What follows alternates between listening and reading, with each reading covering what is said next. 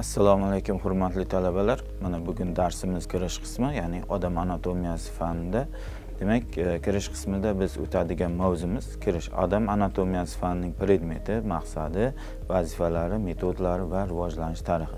Demak, bir to'xtalib o'tadigan bo'lsak, mavzumizni bevosita mana shunday o'rganishimiz natijasida inson organlarini yoki organizm sistemasini va qanday hujayra, to'qima va boshqa organlardan tashkil topganligini kuzatishimiz mumkin. Va mana slaydimizda, ya'ni taqdimotimizda ko'rsatilgandek tirik organizm, ya'ni insonning nafas olish sistemasi, tayanch harakat sistemasi, muskul sistemasi, ovqat hazm qilish sistemasi, qon aylanishi va nerv sistemasini kuzatib o'tyapti. Demak, mavzumizga rejamiz mavjud. Rejamiz asosida biz mavzumuzni yoritib beramiz. Mana rejamizning birinchisi bilan tanishadigan bo'lsak, hurmatli talabalar, anatomiya fanining predmeti, maqsadi va vazifalar. Ikkinchi rejamiz esa anatomiya fanining rivojlanishining qisqacha tarixi va uchinchi rejamiz odam tanasining tuzilishi. Demak, rejalarimizgacha qisqacha to'xtaladigan bo'lsak, anatomiya fanining predmeti va maqsadi vazifalarida biz bevosita inson organizmidagi organlari, hujayralari, to'qimalari va mana shu sistemalarning bajaradigan funksiyalar va ularning ajratadigan yoki ularning sistemasida fiziologik jarayonlarni yoki anatomik jarayonlarni bevosita kuzatishimiz mumkin bo'ladi. Anatomiya fanining rivojlanishiga qisqacha tarix beradigan bo'lsak esa, bu tarixda bevosita har bir organizmning rivojlanishi va mana shu organlarning rivojlanishi yoki mana shu insonning rivojlanishidagi uning tarixi mavjudligi, ya'ni mana shu insondagi organlari yoki organlar sistemasining rivojlanishi va mana shu o'rganishi bu uning tarixi hisoblanadi. Odam anatomiyasidagi, ya'ni tanasining tuzilishida biz bevosita kuzatishimiz mumkin. Mana shu tananing inson va hayvon organlari yoki mana shu tana tuzilishining bevosita bir-biridan farq qilish jarayonlarini kuzatishimiz mumkin. Bu uchala rejamiz mavzumuzni bevosita yoritib berishiga yordam beradi. Demak, mana shu mavzumuz uchun tayanch harakatlanish yoki ularning rivojlanishida kuzatadigan bo'lsak, tayanch iboralarimiz mavjud. Bu tayanch iboralarimizda mavzudagi mana shu kerakli va mana shu jarayonlarni yoritib beradigan qisqa ma'lumotlar hisoblanadi. Ya'ni odam anatomiyasidagi hujayralar, to'qimalar, a'zolar tizimi, yaxlit organizm, ontogenez hujayralarning bo'linish jarayonlarini bevosita kuzatib o'tamiz. Demak, mana shu mavzumuzdagi, ya'ni taqdimotda yoritib berilishi va mana shu jarayonda birinchi rejamizga to'xtaladigan bo'lsak, anatomiya fanining predmeti, maqsadi, vazifa. Biz mana shu inson organizmidagi rivojlanishi va mana shu butun tanasida har bir organlar yoki organlar sistemasining shakllanishini kuzatishimiz mumkin va mana shu anatomiya fanining odam organizmida, ya'ni shaklini, tuzilishini, uning rivojlanishini o'rganishda yoki ularda organizmlarni tashkil etuvchi har bir tizimga tegishli a'zolar joylashuvi, tuzilishini bajaradigan funksiyalarni bilan bog'langan holda jinsiy tafovutlarni hisobga olgan holda o'rganiladi. Demak, mana shu jarayonlarda bevosita mana shu organizmlarning, ya'ni a'zolardan iboratligini, a'zolar esa mana shu to'qimalardan iboratligi, to'qimalar esa hujayralardan iboratligini bevosita kuzatishimiz mumkin bo'ladi. Va mana shu anatomiya fanining o'rganishda bevosita bir necha guruhlari mavjud. Bu guruhlardan tanishib o'tadigan bo'lsak, sistematik anatomiya, ya'ni suyaklarning qismlari, ya'ni osteologiya o'rganadi. Muskullarda esa miologiya, ichki a'zolar sistemasini esa splanxnologiya o'rganadi. Qon tomirlarini esa angiologiya, ichki sekretsiya bezlarini esa endokrinologiya, nerv sistemasini nevrologiya bo'limlari o'rganadi. Demak, mana shu jarayonlarda bevosita kuzatishimiz mumkin inson organizmidagi mana shu suyaklarning tuzilishi, ya'ni bizda tayanch harakatlanish sistemasini o'rganadigan, ya'ni osteologiya. Bu osteologiya bevosita ularning suyaklarning tuzilishi emas, balki kimyoviy tarkibi, ularning tashkil topgan kimyoviy elementlardan tashkil topganligini yoki ularda qanday vazifalarni bajarish va ular bo'linish yoki kasalliklarni bevosita o'rganadigan bo'lim hisoblanadi. Va mana shu guruhlardan yana muskullarni o'rganishimiz, biz bilamiz, mana shu inson organizmida 600 dan ortiq muskullar mavjudligi va mana shu bevosita muskullarning har birini, ikki boshli, uch boshli muskullarni yoki ularning baylargacha bo'lgan jarayonlarni bevosita miologiya fani o'rganadi. va ichki a'zolar sistemasi, ya'ni splenomenologiya guruhi. Bu guruhda o'rganilgan mana shu ichki organlarimizda bevosita tana qismidagi organlarni o'rganadi.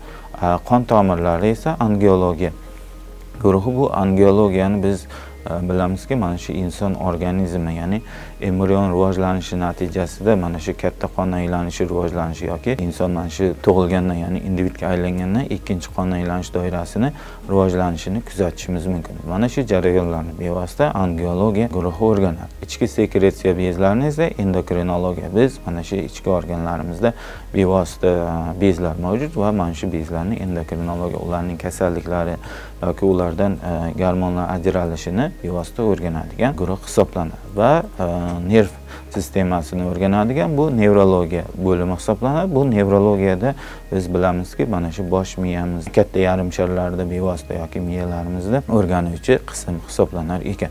Demak, hurmatli talabalar, mana shu guruhlar bilan bevosita o'rganishimiz, mana shu odam anatomiyasi fanini yanada chuqurroq o'rganishimizda kerak bo'ladi. Demak, mana shu jarayonlarda biz anatomiya o'rganish usullar, mana shu bugungi fanimizda mana shu kirish qismida bevosita inson organlarini bo'linishi yoki guruhlarga yoki ularni o'rganish usullarini bevosita ko'rib chiqamiz. Va anatomiyani o'rganish usullarida biz bilamizki, bir nechta usullar mavjud. Bu usullardan o'rganishimiz, ya'ni kesib ochish usul. Biz kesib ochish usuli qadim usullardan biri bo'lib va birinchi marotaba, ya'ni grafit va erzazitlarni tomonidan o'rganilganligini ko'rishimiz mumkin. Bu o'rganishlar, ya'ni murdalarni yorib va mana shu yoki kasalliklarni yoki bezlarni turli xil organlarda yoki organizmda bezlarning shakllanishini kuzatganimizda kesib olish yoki ularning bir qismini kesib olish yoki organlarni bevosita ochib ko'rishlarni mana shu grafit tomonidan o'rganilganligini kuzatishimiz mumkin. Mana taqdimotimizda ham inson organlarini bevosita organizmdan ajratilganligini ham kuzatishimiz mumkin bo'ladi. Va yana bir usuldan ko'radigan bo'lsak, gistologik usul. Bu gistologik usul, ya'ni yorug'lik va elektron mikroskoplar ostida o'rganiladigan usul hisoblanadi. Bu usulda biz kuzatishimiz mumkin bo'ladi.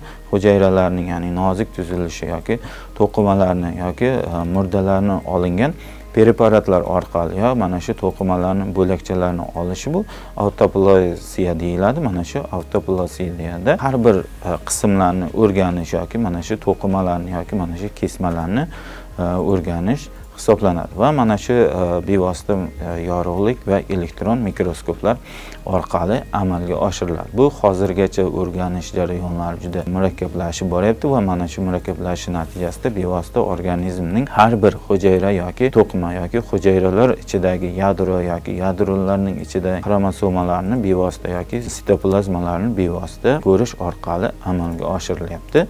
Demak, keyingi mana shu ikkinchi guruh usulini ko'radigan bo'lsak, rentgenologik usul mana shu hozirgi keng rivojlangan usullardan biri hisoblanadi. Ya'ni bu birinchi marotaba mana shu Lestgaff tomonidan o'rganilgan. Mana shu Lestgaff rentgenologiya usulida yordamida tirik organizmlarning a'zolari, tuzilishi, joylashuvi, turli funksiyalarni, holatlarni bevosita o'rganadi.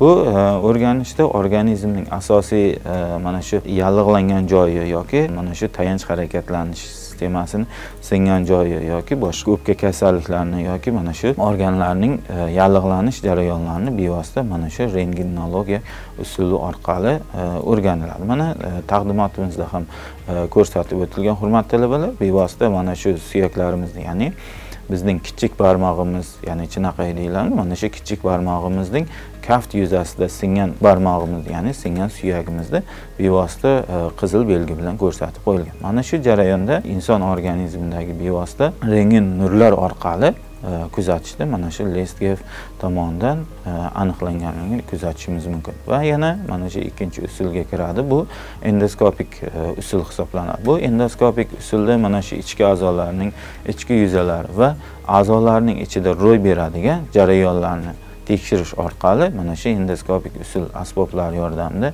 hazm sistemasi yoki ayirish sistemasi bevosita kuzatishimiz mumkin. Mana bizga ayirish sistemasidagi mana shu buyrakda ko'rsatyapmiz. Mana shu taqdimotimizda ko'rsatilgan iris sistemasida unda kechadigan jarayonlar, ya'ni birlamchi, ikkilamchi zardobning ajralish jarayonini ham kuzatishimiz mumkin yoki organlarni ovqat hazm qilish sistemasini ham xuddi mana shu jarayonlarda, ya'ni me'dalarda yoki ichaklarda bevosita kuzatishimiz mumkin bo'ladi. Mana shu endoskopik usul hozirgi mana shu yallig'lanish yoki oshqozonning mana shu buzilishi yoki ichaklarning shamollash jarayonlarini bevosita mana shu endoskopik usul orqali o'rganilib kelinmoqda. Demak, mana shu mavzumizda o'rganishimiz natijasida ikkinchi rejamizga to'xtalamiz. Bu ikkinchi rejamiz biz yuqorida ham tanishgandik, ya'ni anatomiya fanining rivojlanishiga qisqacha tarix. Bizda mana shu qisqacha tarixda odam organizmlariga yoki ularning rivojlanishi, mana shu insonning paydo bo'lishi jarayonida ularning qisqa yoki ularning rivojlanishi natijasida bevosita biz bilamizki, asta-sekinlik bilan ularning murakkablashishini kuzatishimiz mumkin. Ya'ni bir misolda mana shu embrionning rivojlanishini ko'radigan bo'lsak, oddiy bitta hujayradan bir nechta hujayralarning hosil bo'lishi, bu hujayralarning ixtisoslashishi natijasida har bir organlar yoki sistemalarning va mana shu organizmning hosil bo'lish jarayonlarini bevosita kuzatishimiz mumkin. Biz mana shu bitta oddiy hujayra deyishimiz mumkin, lekin hujayraning o'zining ham tiriklik qobiliyati mavjudligini mana shu mavzumiz davomida kuzatib o'tamiz, hurmatli talabalar. Mana shu bugungi darsimizning ikkinchi rejasida biz mana shu eramizdan oldingi, ya'ni 600 yoki 700-yillarda, ya'ni qadimgi Gretsiyada bu odam anatomiyasining sistemalari ma'lum bo'lganligini yoki ma'lumotlarning topilganligini kuzatishimiz mumkin. Va mana shu o'rganishimiz jarayonida Gippokrat, ya'ni olimimizga to'xtalib o'tamiz. Mana shu Gippokrat mana shu tibbiyotning otasi hisoblanadi va mana shu deyarli mana shu barcha ma'lumotlarni, ya'ni tibbiyotga tegishli ma'lumotlar, insonlarning kasalliklari yo ularga qarshi kurashishlarni bevosita o'rgangan olimimiz hisoblanadi. Va mana shu shunga qarab hamma ma'lumotlarni yoki mamlakatlarda tibbiyotga tegishli jarayonlarda bevosita Gippokrat qasamyotini qabul qilishini kuzatishimiz mumkin. Bu Gippokratning o'rganishi natijasida mana shu tibbiyotda qasamyotiga birmuncha to'xtaladigan bo'lsak, bunda Gippokrat qasamyotida asosan mana shu organizmning rivojlanishida yoki ularni o'rganish jarayonida og'ayin urug'chilik yoki qarindoshlik yoki uning jinsiga e'tibor bermagan holda har bir organizmda o'rganish yoki kasallikka qarshi kurashish kerakligi to'g'risida to'xtalib o'tiladi. Demak, mana shu rejamizda to'xtalib o'tganimizdek, mana shu tariximizda bizning eng yuqori darajada turadigan Ibn Sino, ya'ni Abu Ali Ibn Sino olimimizga to'xtalib o'tamiz. Bu Abu Ali Ibn Sino biz bilamizki, hozirgacha buning adabiyotlarini tahrirlash va ularni tarjima qilish orqali ulardagi ma'lumotlarni hozirgacha qo'llanib kelayotganligini kuzatishimiz mumkin bo'ladi. Ibn Sino 100 dan ortiq asarlar yozadi. Bulardan eng yiriklaridan biri bu tib qonunlar. Ya'ni tib qonunlari 5 jilddan iborat bo'ladi. Bu 5 jilddan anatomiya, fiziologiya, dorivor o'simliklar va ulardan foydalanish kitoblarini bevosita yoritib beradi. Va mana shu Abu Ali Ibn Sinoning tib qonunlar asarini mana shu ko'proq anatomiyaga, bularning har bir organlarning tuzilishi yoki tashqi tuzilishi, ichki fiziologiyalarni bevosita o'rganib beradi va ana shu o'rganishlar natijasida dorivor o'simliklarni ham bunga kiritib o'tiladi. Mana shu 5 jilddan ikkinchi bo'limi, ya'ni ikkinchi jildida bizda dorivor o'simliklarni kuzatadi va mana shu dorivor o'simliklar haqida ma'lumotlar beradi. Va mana shu ma'lumotlar berilishi bu inson organizmiga turli xil kasalliklarni yuqishi yoki kasalliklarning paydo bo'lishi va ularga qarshi kurashishni bevosita o'rgatib o'tadi. Hurmatli talabalar, mana shu Ibn Sinoning rivojlanishida yoki mana shu Ibn Sinoning kitoblaridan foydalanish hozirgacha ma'lumligini kuzatishimiz mumkin bo'ladi. Va keyingi olimimizga o'tadigan bo'lsak, bu Aristotel. Ya'ni Aristotelni biz bilamizki, hayvonlarda, ya'ni zoologiya fanida ham yoki mana shu anatomiya faniga ham bevosita hissa qo'shadi. Ya'ni hayvonlar murdalarini yorib, ya'ni solishtirma anatomiyasi va embriologiya fanlari uchun bir qancha dalillar to'playdi va mana shu Aristotelning tirik organizmlar, ya'ni rivojlanishida mana shu Aristotelning tirik organlar yoki tirik organizmning paydo bo'lish jarayonlarini bevosita tushuntirib beradi va mana shu organlarning va anatomiya fanining rivojlanishida va mana shu hayvonlar bilan bevosita bir-biriga o'xshashligi yoki farqlarni yoki organlarni bir-biridan farqliligini kuzatib beradi. Ya'ni bu yorib o'rganish orqali amalga oshadi va mana shu rivojlanishda yana bir muhim ma'lumotga e'tibor beradi. Ya'ni bu embrionlarning rivojlanishida. Biz embrionlarning rivojlanishini kuzatishimiz mumkin bo'ladi. Embrionlarning birinchi yoki 2-3 haftaligida bevosita embrionlar hayvonlardagi ham insonlarniki ham bir xil shaklda va bir xil rivojlanishda amalga oshadi. Keyinchalik ularning ixtisoslashishi natijasida ularning tana qismida yoki yungning ko'pligi yoki uning yuzining shakli yoki tana shakllari yoki suyaklarning shakllari bevosita o'zgarib borish jarayonlarini kuzatib o'tadi.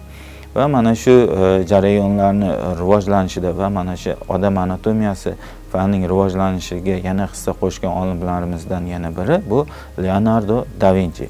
Ya'ni biz Leonardo da Vinci'ni biz tasviriy san'at yo'nalishidagi talabalarimiz ham juda yaxshi taniydi, hurmatli talabalar. Va mana shu o'rganishimiz natijasida biz har bir ma'lumotni yoki har bir organlarni bevosita chizish bilan amalga oshadi. Va mana shu chizish bilan amalga oshirishimizda hozirgi mana shu fanimizda har bir organlarning tuzilishini bu Leonardo da Vinci bevosita murdalarni yorib va mana shu murdalarning tarkibidagi organlarni bevosita chizib beradi. Masalan, bu 30 ga yaqin murdalarni yorishi natijasida 400 ga yaqin muskullarni aniqlagan olimimiz hisoblanadi. Biz yuqorida 600 dan ortiq muskullar mavjud dedik va mana shu Leonardo da Vinci'ning o'z davrida 400 ga yaqin muskullarning mavjudligini aniqlab beradi. Va mana shu buyuk rassomimiz organlarni yorishida, ya'ni har bir yurakning shakli, buyrakning shakli, jigarning shakli va me'daning shakli, ichaklarning qavat bo'lib joylashishi yoki ularni o'rab turadigan yo'g'on ichakni shakllarni bevosita nima qilib beradi? Chizmasini chizib beradi. Va mana shu jarayonlar orqali bu barcha ma'lumotlarni to'plashimiz va mana shu to'plashimiz natijasida anatomiya fanining rivojlanishi yuz beradi va mana shu anatomiya fanining rivojlanishi va mana shu anatomiya fani deb nom berishini Vazalin aytgan bo'ladi. Bu Vazalin biz anatomiya fanida bu ham birmuncha ma'lumotlar yig'adi va mana shu atlaslarni joriy qiladi va mana shu o'zining 28 yoshida bu Vazalin yangi bir atlas, ya'ni inson organlari va ularning anatomiyasi fanini rivojlanishini aytib o'tadi. Va mana shu Vazalin organlarning shakllari va ularning tuzilishi va ularning bevosita rivojlanishi natijasida bitta fanni shakllanishini bevosita nima qiladi? Taklifini beradi. Va mana shu rivojlanishda ularning har bir rivojlanish natijasida bu professorlik lavozimida ham ishlash jarayonlarini kuzatishimiz mumkin bo'ladi. Va keyingi olimimizdan birini kuzatadigan bo'lsak, bu Charles Darwin. Biz Charles Darwinni mana shu organik olam yoki mana shu olamning turlarining paydo bo'lishi va hokazo ma'lumotlarni kuzatishimiz mumkin, hurmatli talabalar. Va mana shu ma'lumotlarni yig'ishi natijasida biz Beagle kemasini biz yaxshi bilamiz. Mana shu Beagle kemasida uning sayohati natijasida uning hayoti nimadan tubdan o'zgarishini kuzatishimiz mumkin. Va mana shu tubdan o'zgarishi natijasida har bir mana shu inson anatomiyasiga ham bevosita ma'lumotlar kiritadi. Va mana shu ingliz olimi Charles Darwin turlarning kelib chiqishi degan asarda turlarning muhitga, sharoitga moslanish jarayonlari yoki o'zgaruvchanligini yoki ularning evolyutsion qonuniyatlari asosida rivojlanishi yoki ularning ko'rsatmalari bevosita kuzatib berganligini aytishimiz mumkin. Va mana shu Charles Darwinning o'rganishlari natijasida mana shu muhitga moslashish, mana shu muhitga moslashish orqali organlarning tashqi, ya'ni organizmlarning tashqi tuzilishlarining o'zgarishini ham qisqacha ma'lumot berib o'tadi. Va mana shu anatomiyaning rivojlanishida biz yana bir ma'lumot aytishimiz mumkinki, irsiy nazariyani, ya'ni irsiy nazariyaning asoschilari bu bilamizki, Gregor Mendel hisoblanadi. Ya'ni Gregor Mendelning mana shu anatomiyadagi eng yirik rivojlanishlariga, ularning xromosomalari yoki ularning rivojlanishi natijasida irsiy axborotlarning bir-biriga o'tish jarayoni faqatgina insonlar ustida emas, balki o'simliklar ustida ham mana shu tajribalarni amalga oshiriladi. Bu tajribalar asosan pashshalarda yoki o'simliklarda bevosita amalga oshganligini kuzatishimiz mumkin bo'ladi. Va demak, hurmatli talabalar, mana shu mavzumizdagi 3-rejamizga to'xtaladigan bo'lsak, bu 3-rejamizda odam tanasining tuzilishi. Mana shu odam tanasining tuzilishida har bir tuzilish jarayonida hayvonlarnikidan birmuncha farq qiladi va ularning suyaklarining yirikligi yoki suyaklarining kichikligi yoki mana shu naysimon, ya'ni uzun qisqa naysimon yoki g'alvirsimon yoki yassi suyaklarning mavjudligi bilan bevosita hayvonlar bilan o'xshashligi yoki farqli jarayonlarni kuzatishimiz mumkin bo'ladi. Mana shu odam tanasining tuzilishida har qanday organik shakl, ya'ni jumladan odam tanasini ham tarixiy rivojlanishlarni, ya'ni proseslarni kuzatishimiz mumkin. Bu natijasida tuban shakldan oliy shaklgacha takomillashgan jarayonlarni kuzatishimiz mumkin. Ya'ni organizmni tabiatdan o'zgarishi bu evolyutsiya natijasida hisoblanadi. Ya'ni evolyutsiya natijasida deyilishiga sabab oldin mana shu insonning to'rt oyoqlab yurishi, ya'ni oldingi qo'llari ham oyoq vazifasini bajarganligi yoki asta-sekinlik bilan ularning chanoq suyagining shakllanishi, yiriklashi natijasida ularning tik yurish jarayonlari yoki mana shu bukri holatdan to'g'ri holatga o'tish jarayonlarini kuzatishimiz mumkin va mana shu jarayonlarda ularning ongining ham rivojlanganligi va mana shu ong mavjudligi va ularning rivojlanishi natijasida hayvonlardan bevosita farqli ravishligini kuzatishimiz mumkin bo'ladi.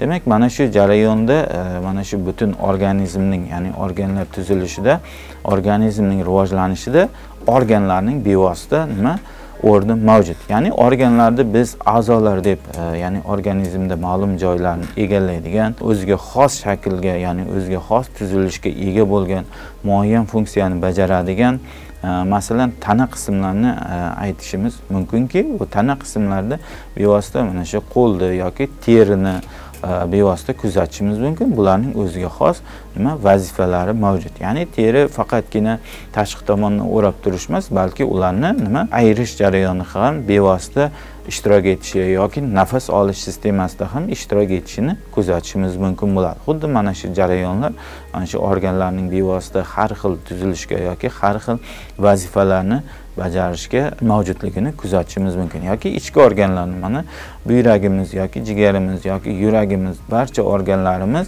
bir-biri bilan bog'liq. Ya'ni bir-biri bilan bog'liqligi natijasida ularning bitta butun organizm rivojlanganligini kuzatishimiz mumkin. Mana taqdimotimizda ham kuzatilgandek, hurmatli talabalar, qon tomiri mavjud. Bu qon tomiri bevosita faqatgina bittagina qon tomiri emas, balki ularni aorta qon tomiri, arteriya qon tomiri, venos qon tomiri, kapillyar qon tomirlarini rivojlanishi natijasida butun organizmning qon tomirlari shakllanganligini kuzatishimiz mumkin bo'ladi. Va mana shu jarayonlarda bular ham bir-biri bilan farqli ravishda ularning bosimga qarshi kurashishi yoki ularda klapanlar mavjudligini ko'rishimiz mumkin bo'ladi. Demak, mana shu a'zolar o'z navbatida, ya'ni to'qimalardan tashkil topganligini kuzatishimiz mumkin. Ya'ni organlarimiz bevosita biz yuqorida ham aytib o'tgandik, hurmatli talabalar, hujayra, to'qima, organlar sistemasi va organizm shakllanganligini kuzatishimiz mumkin bo'ladi. Mana to'qimani kuzatadigan bo'lsak, mana taqdimotimizda ham organlarni bevosita ko'rsatib berilgan. Ya'ni to'qima bu kelib chiqishi, rivojlanishi, tuzilishi jihatdan bir xil bo'lgan va organizmda muayyan funksiyani bajaradigan hujayralar yig'indisidan iborat bo'lgan to'qima hisoblanadi. Va mana shu to'qimada biz bevosita ularning asta-sekinlik bilan ko'p to'qimalar rivojlanishi bu organning ma'lum bir shaklga ega bo'lgan organning rivojlanganligini ko'rishimiz mumkin. Va mana shu odam anatomiyasida biz kuzatishimiz mumkinki, ya'ni inson va hayvonlarda bevosita 4 xil to'qimaning mavjudligini kuzatishimiz mumkin. Ya'ni epitel to'qimasi, muskul to'qimasi, biriktiruvchi to'qimasi va nerv to'qimalari mavjudligini kuzatishimiz mumkin. Demak, hurmatli talabalar, to'qimalar bevosita nima o'simliklarnikidan farq qiladi. Ya'ni farq qilishi bizda o'simliklardan ularda 20 ga yaqin to'qimalarning mavjudligini kuzatishimiz mumkin, lekin ba'zi bir adabiyotlarda yoki fan darsliklarda 12 ta yoki 10 ta to'qimani berib o'tganligini kuzatishimiz mumkin va bizda mana shu inson va hayvonlarda bir xil to'qimalarning mavjudligini, ya'ni 4 xil to'qimaning mavjudligini kuzatishimiz mumkin, hurmatli talabalar. Demak, mana shu to'qimalarda barchasiga birma-bir to'xtalib o'tadigan bo'lsak, biriktiruvchi to'qima, ya'ni biriktiruvchi to'qima odam va hayvonlarning rivojlanishida to'qimalarning, ya'ni guruhida organizmning, ya'ni trofik yoki himoya, plastik va mexanik funksiyalarni bajarish, ya'ni xususan tog'ay va suyak biriktiruvchi to'qimalarning ham bir-biridan farqli ravishligini kuzatishimiz mumkin. Ya'ni mana shu barcha jarayonlarni bevosita to'qimalar ham bir-biridan farqli tomonlarni kuzatishimiz mumkin bo'ladi. Va epiteliy to'qimasida mana taqdimotimizda ham ko'rsatib o'tilgan, biz epiteliyni ya'ni bir qavat va ko'p qavat epiteliyalarga nima bo'lishimiz mumkin bo'ladi. Va mana shu epiteliy to'qimalari aslida ularning rivojlanishi yoki ularning mana shu faqatgina tana, teri emas, ichki organlarning tashqi va ichki yuzalarni o'rab turish jarayonlarini ham kuzatishimiz mumkin. Va yana boyagi biriktiruvchi to'qimaga ma'lumot berib o'tadigan bo'lsak, bu 3 xilga bo'linadi. Ya'ni 3 xil. Bu silliq biriktiruvchi to'qima va tog'ay to'qimasi va suyak to'qimalaridan iboratligini kuzatishimiz mumkin bo'ladi. Demak, hujayra biz organizmda asosiy elementar qismlardan yana biri bu hujayra. Biz elementar qism deyishimizga, ya'ni bitta tirik organizmning bittagina hujayrasi bu elementar hisoblanadi. Lekin aslida hujayrani ham bitta organizm deb atashimiz mumkin bo'ladi. Demak, mana shu har bir mana shu alveola misolida yoki mana shu bitta hayvonligini kuzatishimiz mumkin yoki hujayraning ham o'ziga xos xususiyatlari, ularning bo'linish jarayonlarini ham kuzatishimiz mumkin yoki oziqlanish jarayonlarini ham kuzatishimiz mumkin bo'ladi. Hurmatli talabalar, demak, mana shu hujayra deb tarixiy kelib chiqishi tirik a'zolar, ya'ni o'z-o'zini boshqaradigan yoki o'z-o'zidan ko'paya oladigan butun tirik o'simlik va yoki hayvon organizmining tuzilishi, rivojlanishi va hayotiy faoliyatlarning elementar birligi hisoblanadi. Demak, odam organizmidagi ham morfologik va funksiyologik birliklardan biri hisoblanadigan bu hujayra hisoblanadi. Demak, mana shu hujayraning tarixiga e'tibor beradigan bo'lsak, hujayraning rivojlanishida va hujayra deb nom olinishi, bu hujayrani o'rganishi mana shu mikroskopning rivojlanishi natijasida bu hujayra tushunchasi va mana shu hujayraning aniqlanish jarayonlarini kuzatishimiz mumkin. Biz ko'rishimiz mumkinki, uning o'zi yasagan mikroskopida, ya'ni 1665-yilda ingliz fiziki mana shu o'rganish natijasida mikroskoplar ostida po'kat kesmasini tuzilishida ularning kesishi yoki ulardan birinchi bo'lib po'kat kesmasidan olingan hujayralarni ham kuzatishimiz mumkin va hujayraning terminini biologiyada birinchi navbatda mana shu guk kiritganligi va mana shu malpigi yoki guryu o'simliklarning to'qimalari hujayralarni, ya'ni tashkil topganligi, ya'ni o'z-o'zidan, ya'ni ko'payadigan yoki o'z tekshiriladigan ko'rsatmalar yoki mana shu guk kashf etganligini kuzatishimiz mumkin bo'ladi. Demak, mana shu jarayonlarni har bir inson organizmining rivojlanishida va mana shu insonning mana shu odam qiyofasiga yetishi va har bir organlar sistemasining rivojlanishida va organizmning faol jarayonlari va mana shu jarayonlarni bevosita bir nechta organlarning va organlar to'qimalar esa hujayralardan tashkil topganligini bevosita kuzatishimiz mumkin. Demak, hurmatli talabalar, mana shu bugungi mavzumizdan xulosa qilib aytadigan bo'lsak, mana shu anatomiya fanining maqsadi, predmeti, rivojlanishi, tarixini kuzatib o'tdik va mana shu mavzumizga, ya'ni hujayra, to'qima, organlar va organlar sistemasidan tashkil topganligini ham kuzatib o'tdik va mana shu taqdimotimizda ham bevosita mana shu organlar, ya'ni inson organlarini va ulardan jamlanmasi organizmning rivojlanganligini ko'rishimiz mumkin. Hurmatli talabalar, bugungi darsimiz mana shu ma'lumotlardan iborat. E'tiboringiz uchun rahmat.